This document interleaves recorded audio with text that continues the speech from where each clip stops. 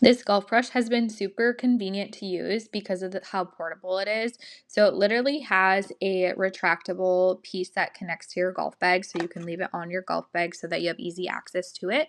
The top opens up just like this by kind of twisting and turning it up, and then it has about 4 ounces of water reservoir. Here's the bristles. The bristles are really nice. They're nylon, so they actually do a really great job at like cleaning your club and getting all that residue and dirt off. And then it also has a retractable needle, which is really nice because then you can clean the inside of your grooves and get all that gunk out. When you're done, obviously with the needle, you just retract it back in. That way you don't have anything sharp pointing out. And then to get the water out, you just hit the little button on the side and it will squirt a little bit of water out, and then you brush it to obviously clean it.